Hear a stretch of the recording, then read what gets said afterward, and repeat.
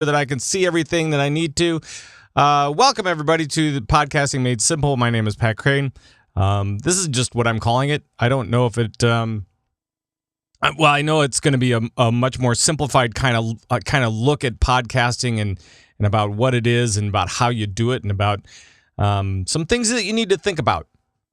If you have questions about podcasting, you might want to have them in your pocket, ready to go, because there will be a little Q&A at the end too.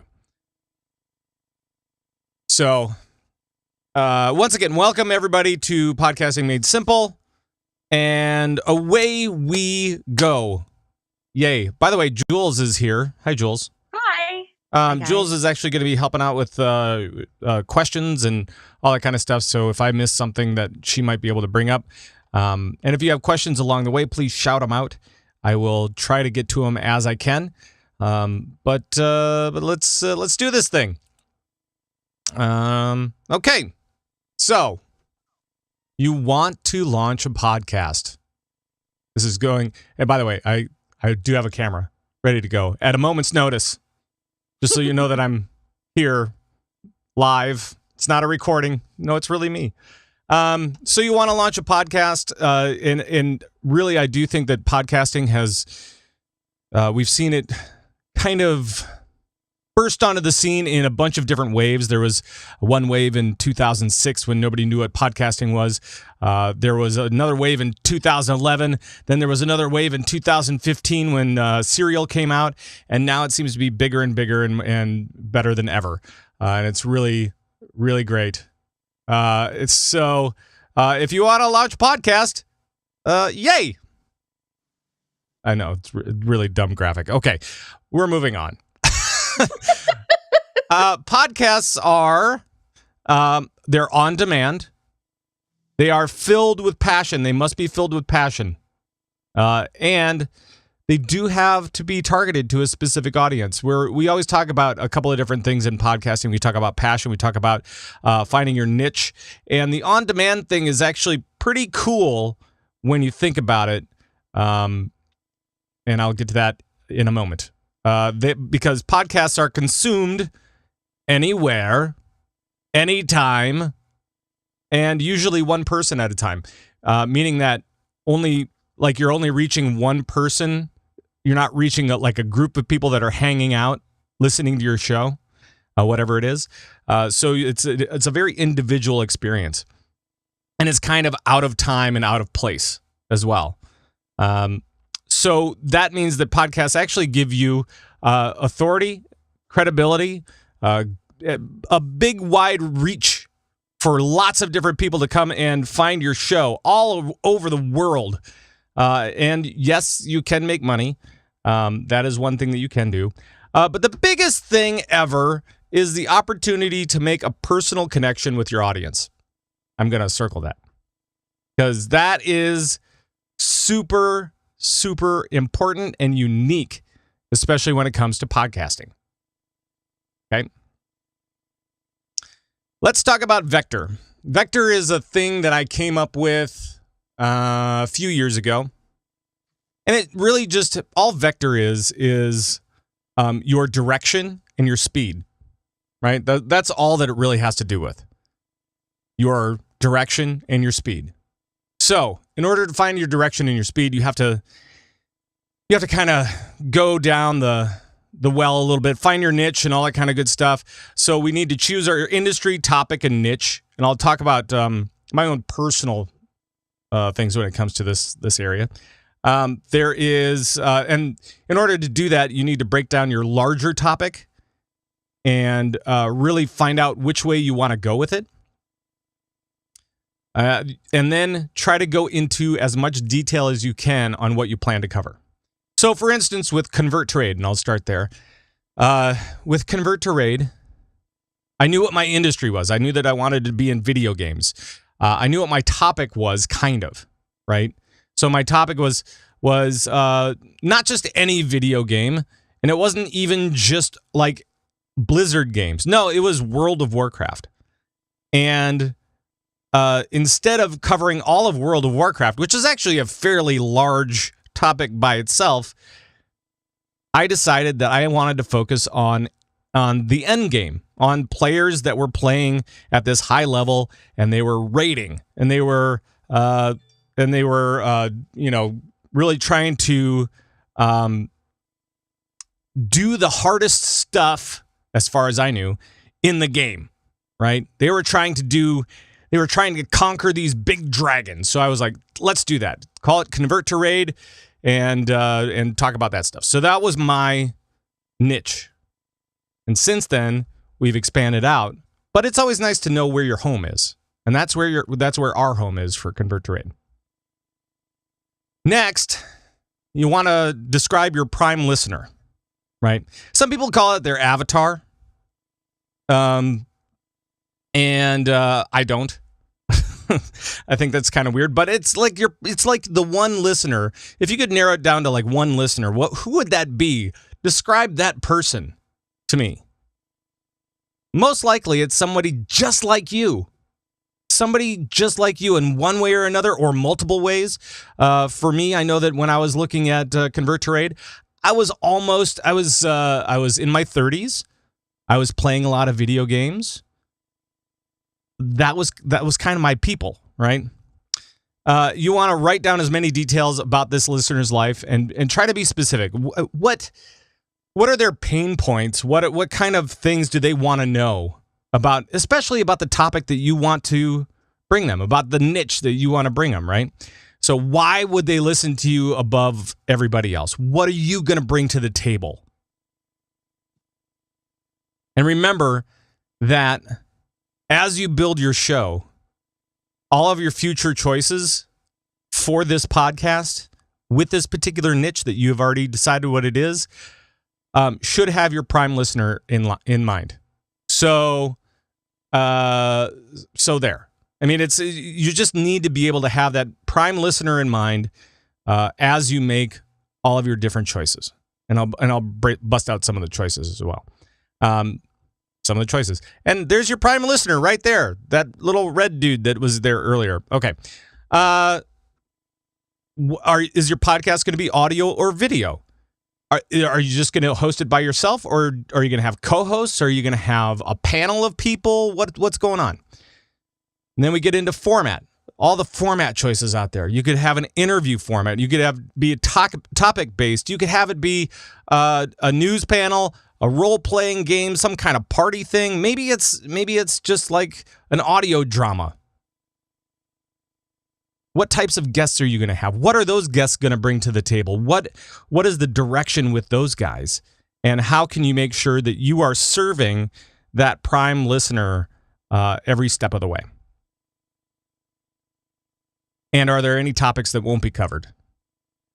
Are there topics that will not be covered because you've made decisions about what topic you're covering and who you are trying to have as your prime listener? And, of course, like website, graphics, marketing, all that kind of jazz. Oh, yeah. Also, your intro, your outro, your music, like all those different like marketing things, all those different things with flavor. You want to have your prime listener in mind. And you know, like for CTR, we wanted to keep it fun. We wanted to keep it entertaining. We wanted to make sure that you get hyped up before every show so that we can get in there and get some good energy going and have a really good show ourselves, because we do everything live, right? So all of the intro and outro music had to be entertaining, fun, lively, exciting, all that kind of stuff. So those were some of the decisions I had to make as I was building the show. Okay. Were there any questions that I saw that there's been some chat, but I didn't see if there were any questions. Yes. Garrisar asked, do you need to be an expert authority to host a podcast? Oh, God, no. So what I think of when I think of hosting, and I'll put it on myself. So when I think of hosting, there are a couple of ways of doing it. Now, you could be the expert, but why? Most people put together a podcast because they're curious about this subject. yes, they might be living the subject, but they're also curious about it. They're curious about the community around it, or they're curious about some of the key people or some of the key topics within that area. And for me, it was one of those things where I had enough knowledge. I always kind of have like just enough knowledge so that I'm super interested, but not enough knowledge to be a real expert. That doesn't mean that you can't have opinions. It doesn't mean that you lack in credibility or authority on the topic. You have to be really interested in it. And I think that interest supersedes everything.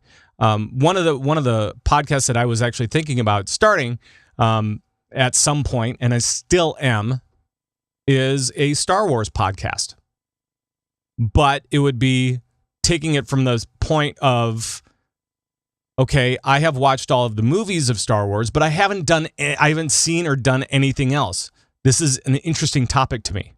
Okay, so where do I go as a guy and try to find that path? And so it's more like you're looking for something, right? You're looking for answers.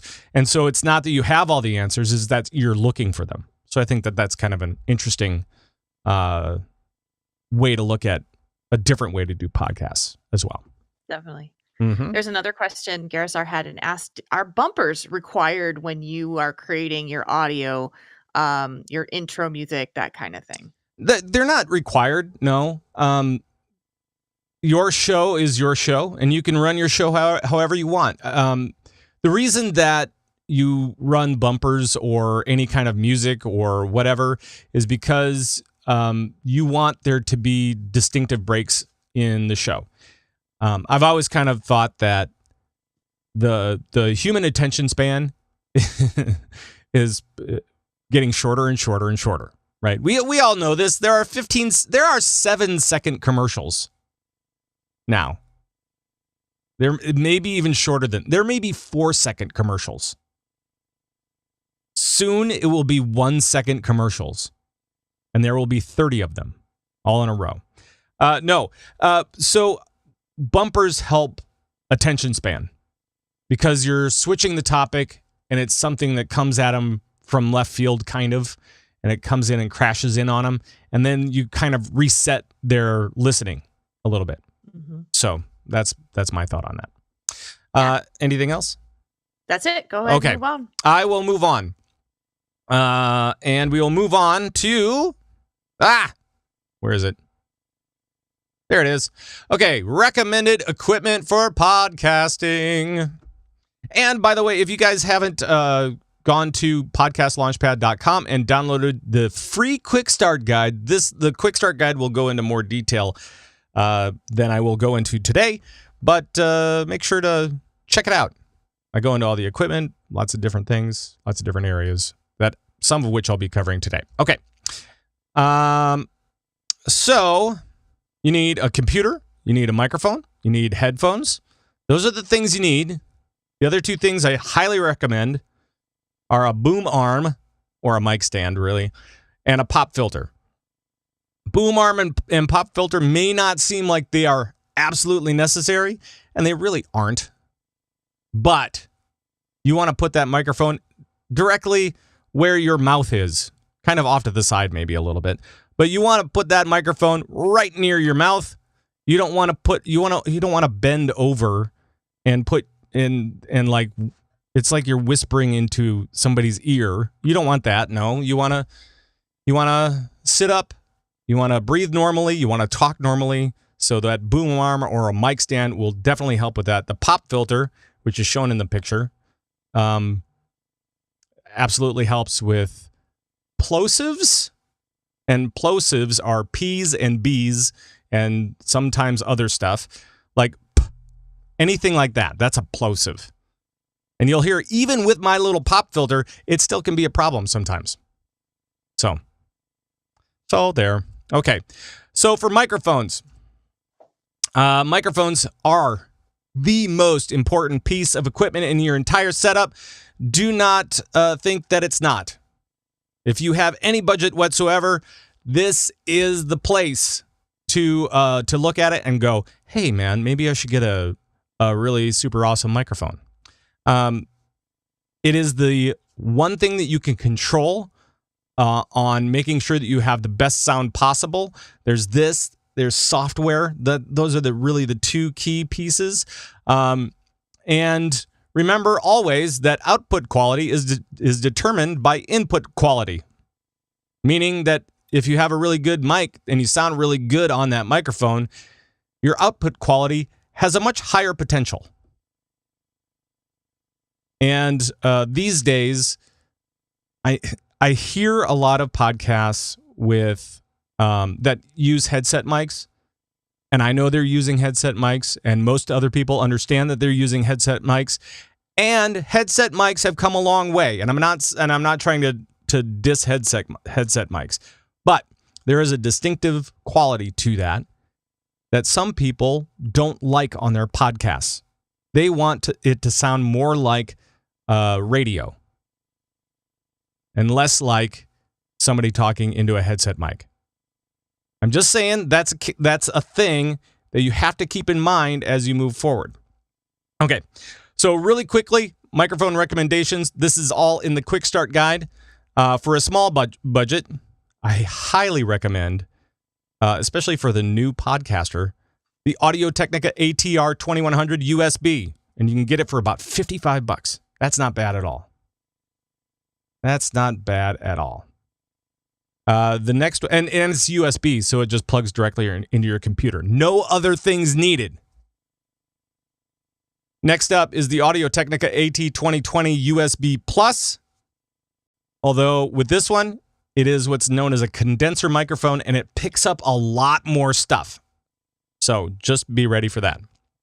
On a larger budget, we have the Rode Procaster, which is a dynamic mic, and we'll have an XLR output or the 3-prong cables. So you'll want to watch out for that. And then there's the Heil PR40, which I am using right now. And again, this is another dynamic microphone, and it does have that special cable that you'll need, and you'll need to plug it into an audio input, a USB input that we'll talk about in just a second. So those are 4 recommendations out of the multiple millions of microphones out there on the market right now. And I know that there are lots of different opinions on microphones and equipment. These are mine.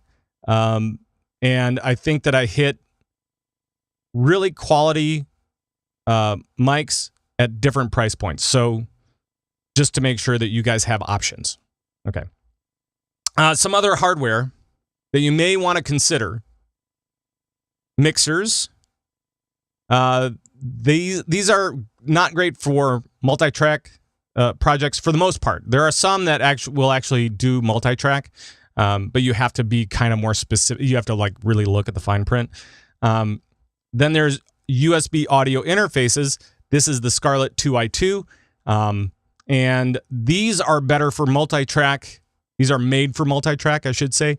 So when you're recording into your computer, this would be something that you would use for one of those dynamic microphones like the Heil PR40. There are also portable field recorders, and these things are actually pretty cool. I have this one, the Tascam 44WL, and it is pretty slick. I do like it. And so if you're out on the road a lot, or if you have to do a lot of recording at round tables or something like that, with a lot of different people present, you can plug in multiple microphones and do that. There's also like the Zoom H6 is the other one. Headphones and speakers. Yes, you need headphones. Yeah, you probably need speakers too. I'm just saying these are things to consider. Headphones, make sure they're closed back. Headphones,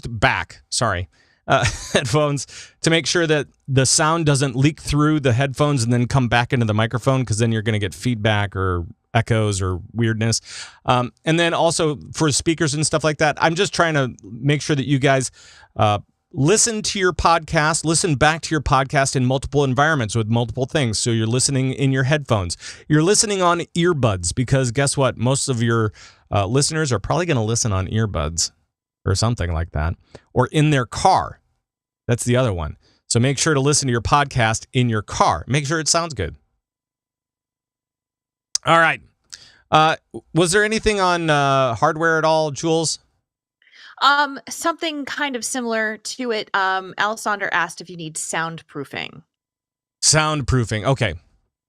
That depends on your room. That depends on your microphone. That depends on your setup, and that depends on your expectations, right? I know a lot of people that do their podcasts in a room that have limited soundproofing.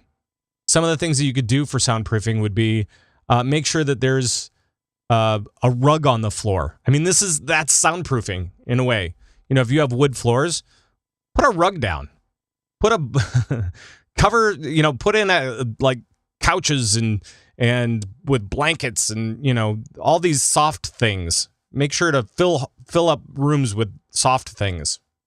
Wow, that got away from me a little bit. But you can do stuff like that. If you're still finding that you have problem spots, you can get acoustic foam. And Auralex is kind of like a big acoustic foam thing. You can find it through like your local Guitar Center or whatever. I do have behind here. I do have acoustic panels. In my studio, it's all decked out though. So, but I know plenty of people that studio.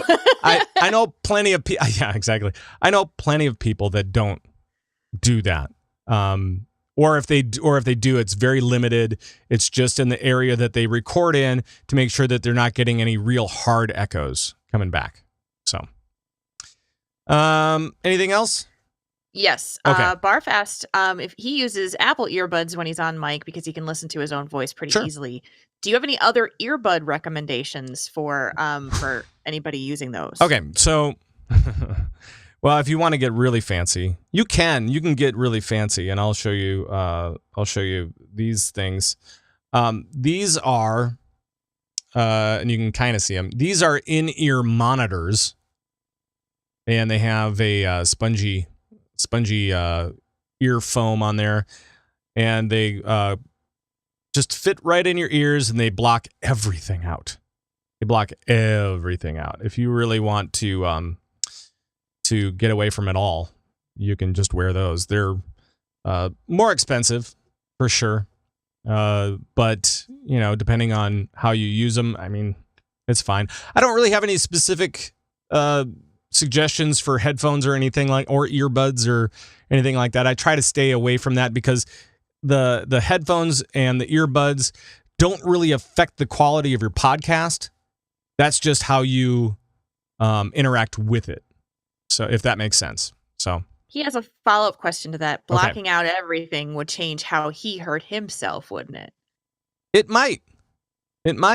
And so I know when I'm putting on total noise canceling headphones, I feel like I can't hear myself at all. But if you are, so it depends on how what your recording environment is like. But if you are blocking out all sound, for me, it works out a lot better. That's why I'm like right now I'm wearing I'm wearing headphones because I want to make sure to block out a lot of the outside distractions while I talk to you guys. I can still hear myself completely, and that's because of how I have my recording gear set up. So I can hear myself 100% at full volume. So I don't have any problem with that. If you are wearing earbuds or headphones or whatever, and you put them on and then you can't hear yourself, yeah, that's a problem. That's a real problem. And if you, the other thing, just as a note, if you're listening to yourself and you have just the slightest delay on your voice, that is also extremely terrible. You will end up stuttering. Just saying. Just one of those fun things. Okay. Have you ever had that happen, Jules? Keep going. Yes, I've actually had that, and I couldn't avoid it if I had to do a show with it. It was the worst thing I'd ever done. So bad. Because you could actually hear yourself come back at yourself just a split second after you said it. Mm-hmm. And so it was like this constant echo of yourself. It's the worst. Awful. Yeah. All right. So let's get into recording and editing software. And here are my recommendations. In the guide, I go through non-destructive and destructive, and I don't really want to do that here. I think that you guys are fairly savvy on this. Non-destructive is, in my view, the best. So those are things like GarageBand, which is on your Mac already if you have a Mac. Audition. If you have the Adobe Creative Suite, that's the way to go. If you have neither of those, the one thing that I would recommend is the Hindenburg Journalist Pro. If this is another place to spend money. This is another good place to spend money.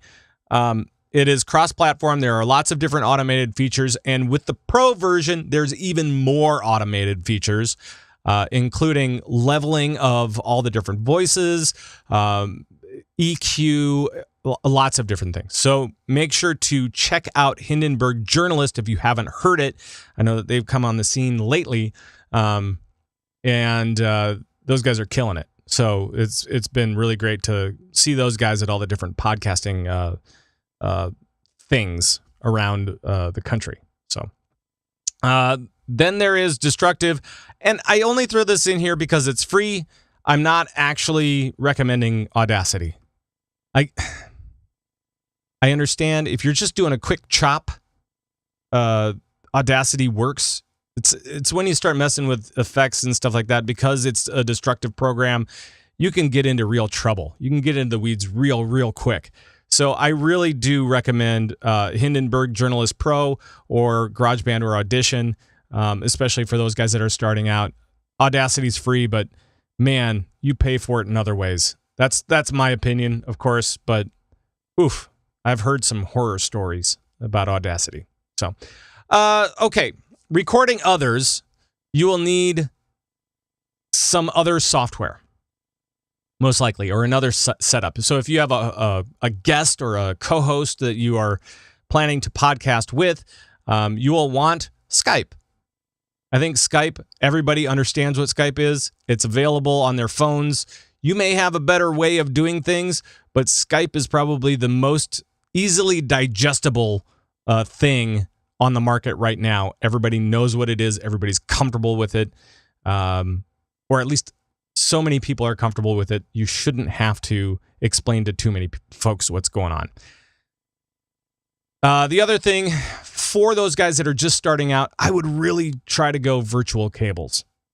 So there's Voicemeeter for PC. There's Loopback or Audio Hijack for Mac. Those are really some of the great ways to go. One alternative to virtual cables that I'll give you guys right now, and there is more in the Quick Start Guide too.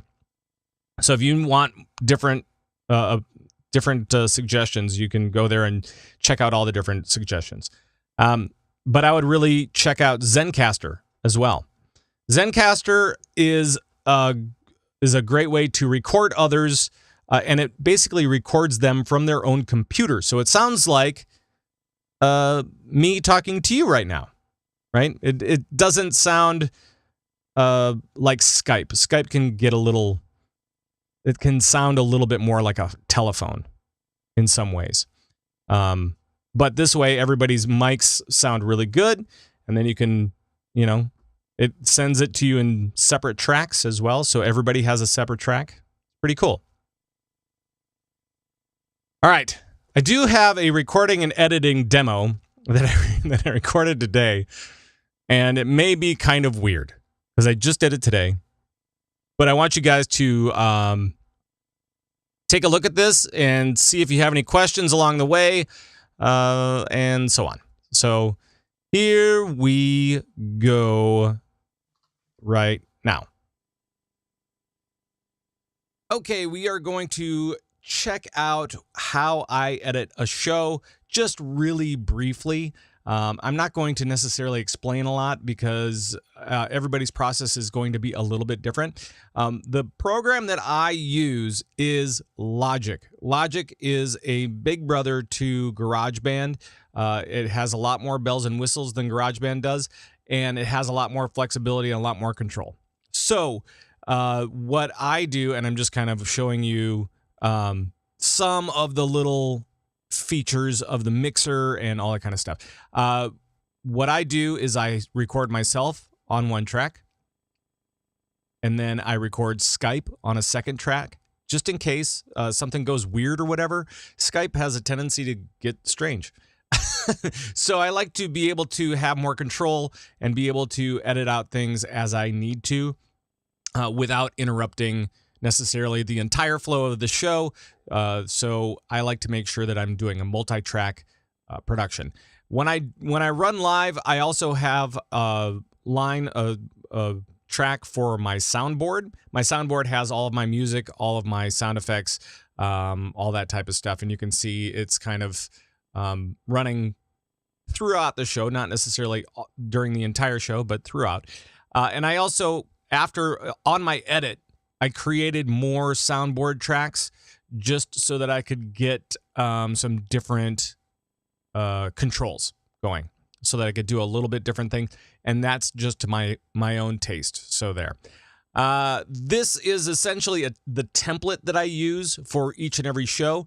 I also, on the bottom half of the screen, as I'm scrolling through, you'll be able to see on my track, I have a bunch of different effects that I run through. And I'm kind of trying to show, I know that you can't see the cursor, but I do have a bunch of different effects on there. And I have a bunch of different other effects on Skype because it needs some different effects to make sure that it sounds okay and to make sure that we sound okay together. And so this is kind of the way that my template rolls. Now, what I am going to do is I'm going to run through a little bit of a test recording, essentially. Now, you can do this in a bunch of different ways, and I'm just going to record my voice here real quick. Hey, everybody, welcome to the show. So glad you made it, and I hope that you're ready to launch. Okay, with this program, it actually does a thing that's called pre-roll. It records the pre-roll, but you know, whatever. It just means that it kind of hesitates a little bit at the beginning, so you have to kind of figure it out. All right, here we go. Hey, everybody, welcome to the show. So glad you made it. Okay. So there are lots of different ways to edit. I, however, am of the opinion that the less you do, the better. But I'm going to show you this for demonstration purposes. Now, first of all, with my cursor, and I know that you guys can't see it. I'm kind of bummed about it, that you can't see it. But let's see. Nope, can't see it. All right. With my cursor, I'm just going to slide the ends of this thing so you can kind of see what's going on. And I hope that you're ready to launch. Okay, so now I can make that as tight as I want, whatever. I'm also going to go in here. The show, so glad you made it. Okay, so I'm just going to edit that part out. Now, for this program, Command T works as cut when the track is highlighted. Show, so glad you made it. Okay, so I'm not going to be so glad you made it. I'm just going to do that. And then with the cursor, I'm just going to move the whole thing over again. And you can even space it out if you want. Hey, everybody, welcome to the show. And I hope that you're ready to launch. All right. So just for demonstration purposes, that sounds pretty bad, but it's just for demonstration purposes. Another thing you can do with this particular program is you can do what's called a fade. And you can see that diagonal line has come across. And here's what that sounds. Hey, everybody, welcome to the show. And I'm going to move that over so you can get a better sense of it. Here we go. Hey, everybody, welcome to the show. So you can really see it turns down that volume. And you can actually maneuver this any way you want. Hold on one second. All right. And you can see I'm moving that diagonal. It's not a straight line anymore. It's a bendy line. And so like when it's like that, it'll sound like this. Hey, everybody, welcome to the show. It gives you a little bit different different fade out. Anyway, that's just an example. And now what we can do is we can add in music. We can either throw in music from outside of our program, like if it's in iTunes. Here, I'll just grab something really, really quick. Of course, it's gonna take me a second because I wasn't prepared. I was not prepared. All right, so now we're gonna do this. We're gonna just throw in this one into one of the soundboard tracks. Actually, I know which one I want. Okay, so we can do this. Hey everybody, welcome to the show. And I hope that you're ready to launch. Okay. So there's that. I mean, it's just really, really quick type of stuff. And, you know, you can shorten that up if you want. You can zoom in and zoom out and be ready to go. So that's kind of a very, very, very, very brief look at editing. Yes. Thank you, Pat Crane, for that. But it is, yeah, I mean, that's just kind of how I do it. And of course, that was with Logic. I didn't have time. Unfortunately, today I was like last week, my sister came to town, and this week I finally was like, okay, now I got to do the recordings for all the different things. Let's just do this thing. And I was already working on the show, so I just decided to use that. Now by the way, Jules, was there anything on software at all? I didn't. No, we have some for the general Q&A. Okay. End. All right. We'll save that for the end. Let's talk a little bit about media hosting. Now, after you get your file all edited and bounced down to an MP3, you will need media hosting. Media hosting, actually, they store your media files and they use cloud distribution systems, and it's really weird. It's not weird. It's actually really cool. Sorry. It's really cool how they do it, but they use cloud distribution systems so that no matter where anybody is in the world, they will get their podcast very, very quickly. And media hosts also make sure that your show's popularity, or when you release a show or whatever, it won't actually slow down your website. Or crash it or something like that. And I always say, you know how you have a website host for your website? Well, for your media, you want a media host. You really do. You really, really do. And some of the media hosting companies out there that I recommend, Libsyn, Blueberry, Podbean. Those are the three. And no matter what, if you're looking at somebody else, if you're looking at anybody, really, always make sure to look for two things for sure. Make sure to look for unlimited bandwidth. That means that you won't get charged more if your show becomes popular and more people download your show. This has become a standard, so it shouldn't be a big deal, but just make sure to look for it. And then the other one is RSS redirects. RSS redirects, your RSS feed is your way of getting out into the world, getting onto Apple Podcasts and all those different directories. And also a way for people to connect with your show. If you decide at any point to change media hosts, they should be able to redirect your RSS feed to your new media host. And if they don't do it, they are hijacking your RSS feed, which only spells out bad things for you. So please make sure, just look for that little word there and you'll be good. If they do RSS redirects, should be fine. Okay. Let's do a tagging and publishing demo next. I did this earlier today as well, and it's just as terrible as the editing and recording one. So we've got that to look forward to, which is great. All right. And this is just with Libsyn. And by the way, if you guys want to save a little bit, if you're looking to put together a new podcast and you're looking for a media host, you can go on Libsyn and use the code PAT, P-A-T, and you'll get the first month free. So go check it out. Just use the code PAT and you can get. I just want to make sure that you know that that's out there for you guys. Okay, on to the terrible demonstration. All right, here we go. Okay, guys, so here is actually how you put together your file. Once you are on Libsyn, this is how you tag and post your show, essentially. You can do it all in one. They have it all laid out for you, and they have a new way of doing it.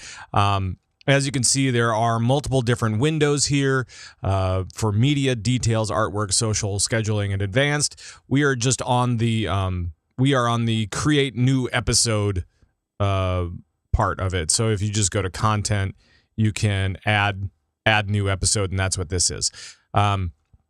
So what you do, there are all my old episodes. And of course, this one is just for today's episode that's being released today, because it's today's. Okay, so we're going to add our media file, and I may skip ahead while we do this. Upload from hard. Oh, and by the way, at the time that I was recording this, I thought that you guys would be able to see the pop-up window that popped up with all the, the whole thing where you could see where my file was and blah, blah, blah. That was not the case. So I'm going to play it down. Oh, dang it. Hold on. I'll get back to that point. Hold on. All right. Artwork, social, scheduling, and advanced. See, there are multiple different windows here for media, details, artwork, social, scheduling, and advanced. We'll let it roll. We are just on the create new episode part of it. So if you just go to content, you can add new episode, and that's what this is. So what you do, there are all my old episodes. And of course, this one is just for today's episode that's being released today, because it's today's. Okay, so we're going to add our media file, and I may skip ahead while we do this. Upload from hard drive, sure. And then we can figure it all out.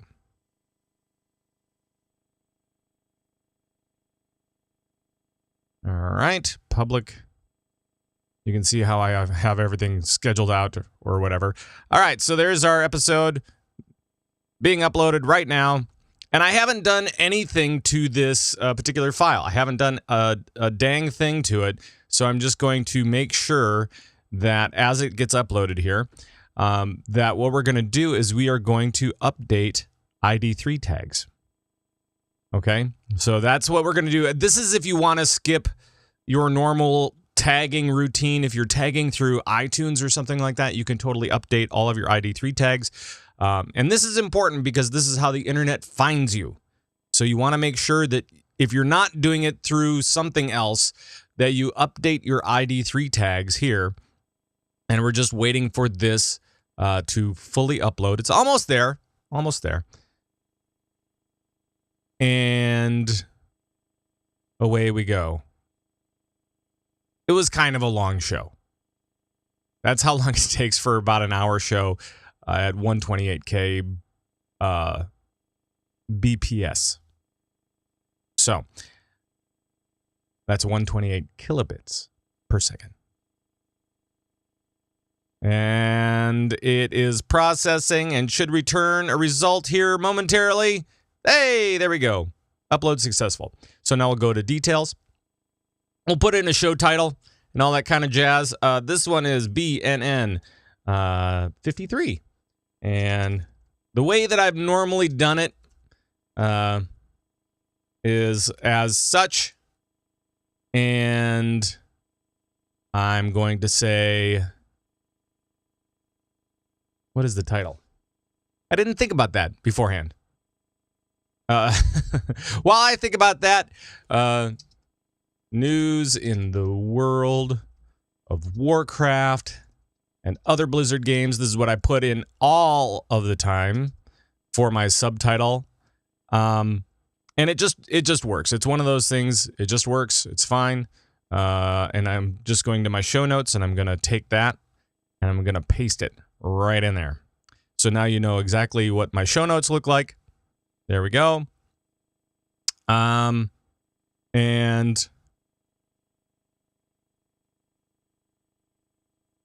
then we do category. I do video games.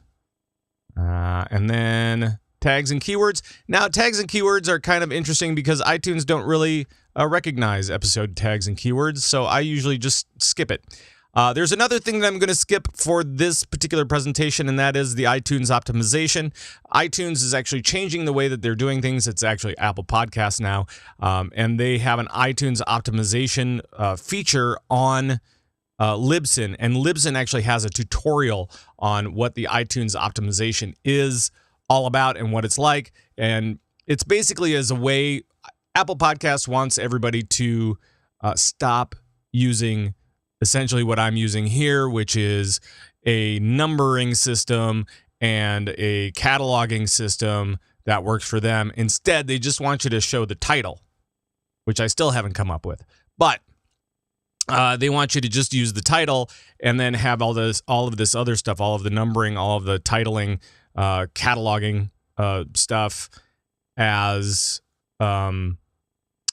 just kind of in the background, right? So we are going to say that this rating is clean because it is clean. And let's see if there's anything that sticks out at me as far as title goes. Get ready for BlizzCon. We can do Mythic Dungeon Invitational. Oop, that should be Invitational. There we go. I know what it's going to be. The Mythic Movement. That's what it's going to be. Okay. And that's all that there is for this particular panel. We'll go to artwork, and we will select our artwork. I will say upload new. I know that we have many other things here, so I will do this. Oh, not that one. And again, I thought here's my logos, and here is that. Oh, here is that particular logo, but you couldn't. So I'll upload that logo. It will appear. Boom. There's my logo. Widescreen image. If you're, and I'll show you destinations and stuff like that on here as well. But if you're doing anything to YouTube, you might want to. If you're sending this to YouTube, you might want to use a widescreen image as well. And so there, I will go to social, and I have the Twitter feed all set up with this, and I will just say new show, Mythic Dungeon Invitational, big news in Heroes of the Storm, in Heroes of the Storm, and lots of Blizzard and pirate jokes. Well, I don't need to capitalize pirate. Pirate jokes.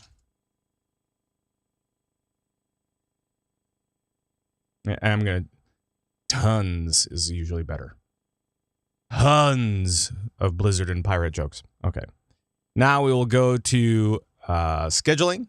Boom. And we're just going to publish it.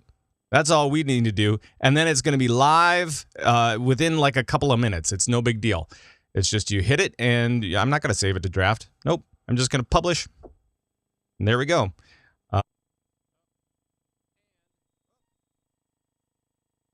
There we go.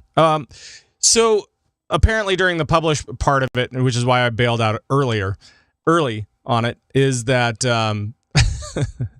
there was a little problem. I wasn't patient enough, and then I ended up hitting more buttons, and then it really started messing stuff up. So the recording was kind of weird. And also what ended up happening was that I put up an episode that was 3 hours long because I failed to realize when I was bouncing it down that it was just bouncing down everything, including all of the dead air at the end, instead of what I normally do, which is just record the show. Just some background for you. Okay. Anything, Jules, did you see any questions pop up during that demonstration? Yeah, so Sal was asking questions about Libsyn because she currently uses WordPress to post her show. Okay. And was wondering if she could switch to Libsyn and keep her domain and RSS feed. It was suggested in the chat room that she should call and talk to Libsyn about it, but anything that you've kind of gleaned from them talking to, because you've talked to these guys many times? Yeah. So Libsyn, number one, Libsyn is really great. I've been with them for years, and so I know those guys. But like Rob Walsh over at Libsyn is amazing, super helpful. Actually, all the people are, and their support staff is awesome. So you guys, you should actually talk to them to figure out exactly what needs to happen. And make sure to look at whatever you're using now and make sure that they do RSS redirects if you're really thinking about switching media hosts. You don't have to if it's working for you.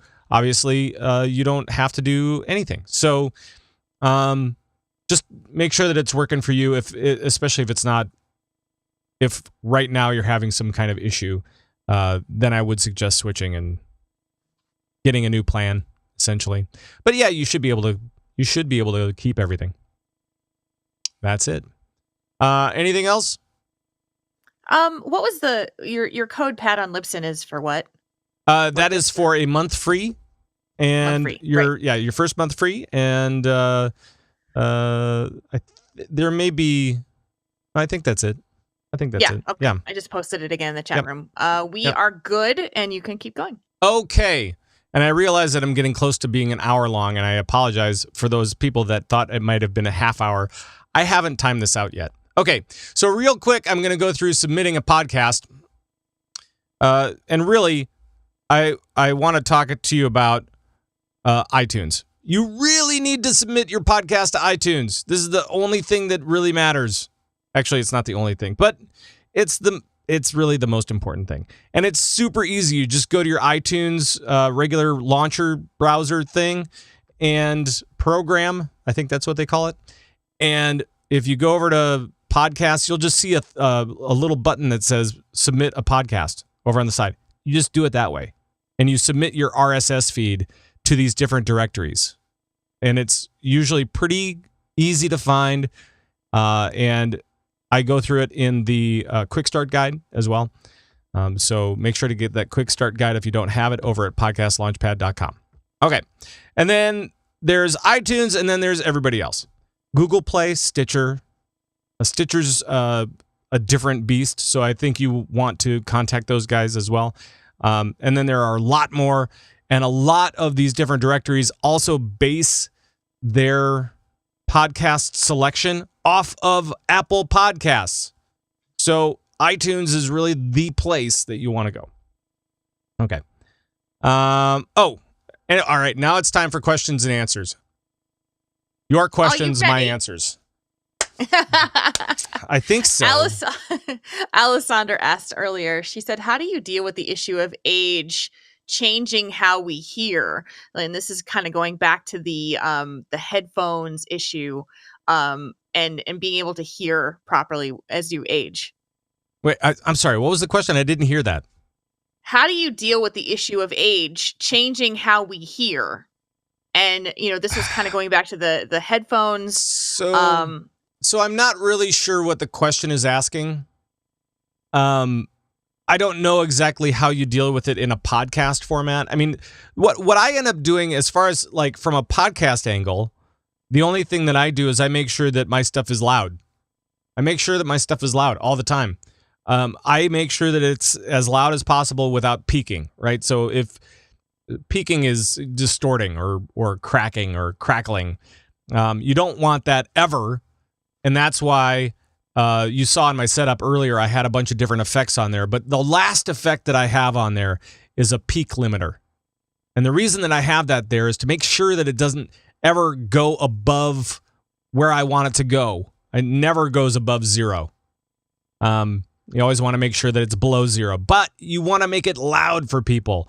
So I do things like I use compressors and I use all these different things because number one, if you're in all these different environments, you need to be able to be heard. So if your podcast is being played in a car versus earbuds versus on a train somewhere, somebody taking the subway, you want to be heard in all those different environments. And the only way to do that, the only way to make sure to do that is to be loud. And it's not necessarily yelling, it's just being loud. Alessandra kind of clarified it. So the question revolves around voices over music, especially deep voices that I can't hear as well. Girl voices penetrate better, but most podcasters are guys. A lot of podcasters are guys. In the gaming sphere especially. I mean, I think when you get outside of the gaming sphere, a lot more are I mean, there's a lot different makeup of folks. As far as for you personally, I don't know what the question would be. I always try to, as far as from a podcaster standpoint, I try to make sure that there are different voices. I try to make sure that voices aren't too muddy, and I do that through EQ and stuff like that. And music is usually an issue, and I try to make sure that isn't as much of an issue by making sure that the volumes are low enough so that you can hear all the voices above it. Yeah, I think what she's really getting at is about balancing different inputs, tracks, that kind of thing, to make sure that they're all listenable. Yeah. And it does become weird it's kind of difficult for some people to get the hang of it. That's one of the reasons why I suggest the Hindenburg Journalist Pro, because they do a lot of different automated things, including leveling. So that program kind of takes a lot of the work out of it, and it does things like EQ and stuff like that. And so if you use that program, then it should help with all of those different things. I'm not saying it's going to solve 100% of your problems, but I am saying that it's going to make that stuff a lot easier to deal with. So take a look at Hindenburg Journalist Pro, check out the feature set and see if that's something that is interesting to you. I'm not affiliated with those guys at all. I just really like their product. But I'm gonna riff here for just a second. Do it. Because I do have a couple of 3-month trials for Hindenburg Journalist. Oh, hey, look at that. So if you are interested in that, you need to let us know, and you need to let us know how you're planning on using it, because I don't want to just throw it out there and, but because we only have limited copies of that. But 3 months for Hindenburg Pro. And is it for Pro or is it for the regular?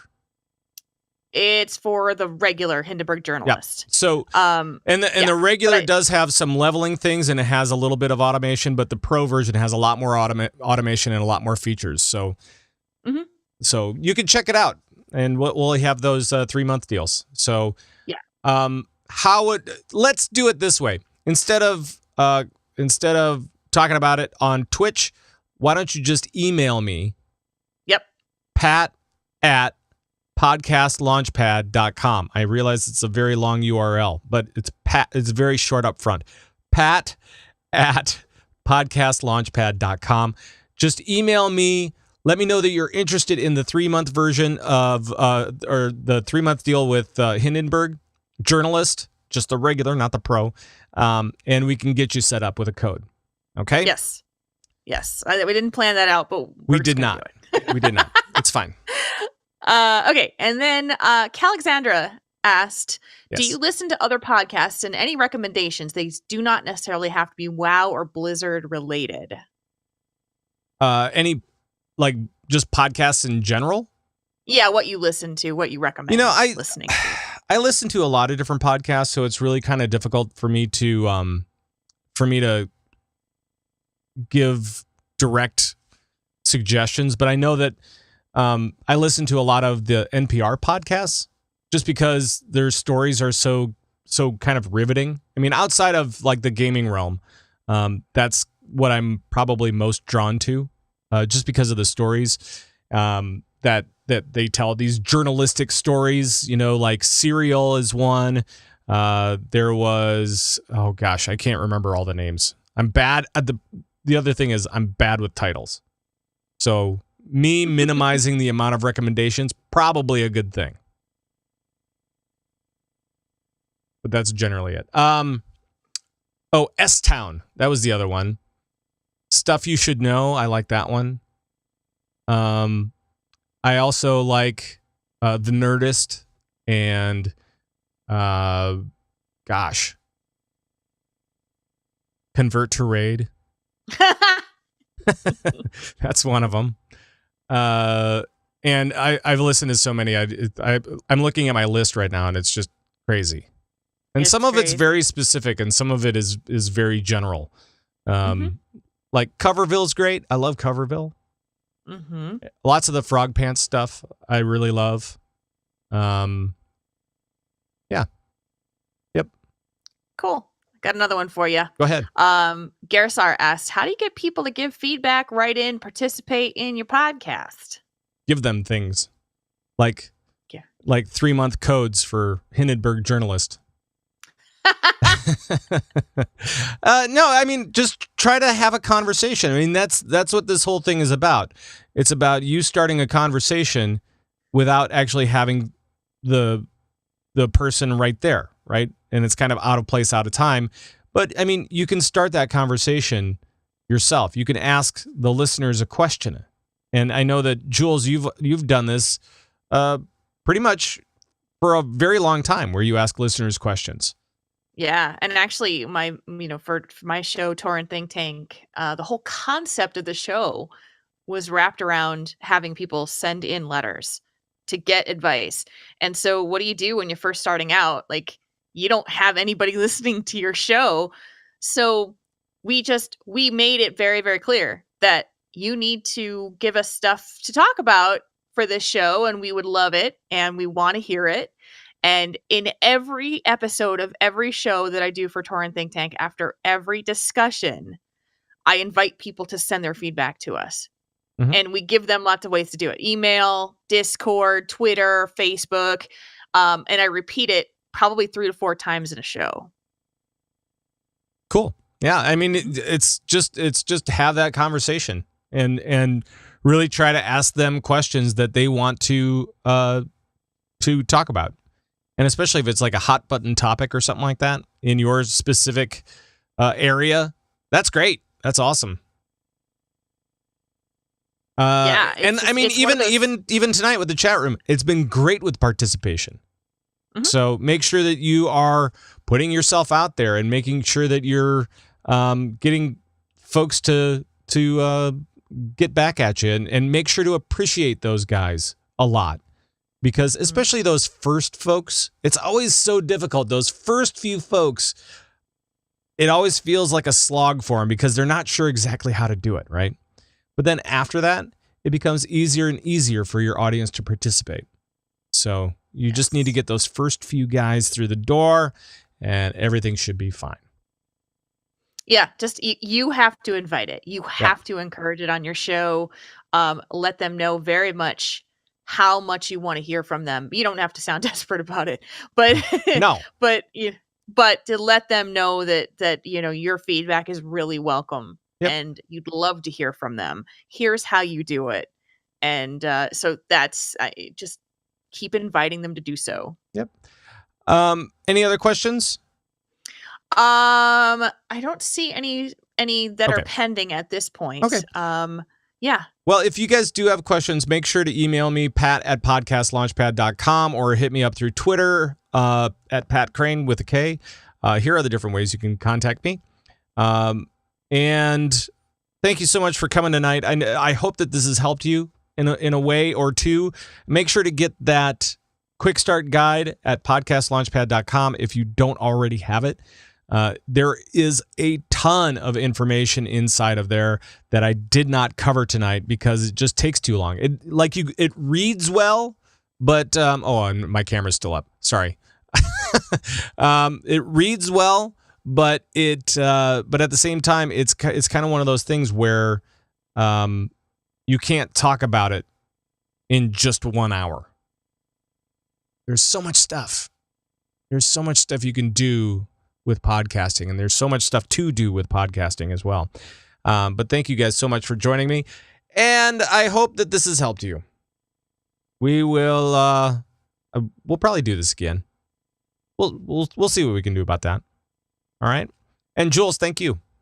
My pleasure. And chat room, thank you for joining as well. Bye, guys. Bye-bye. Bye-bye.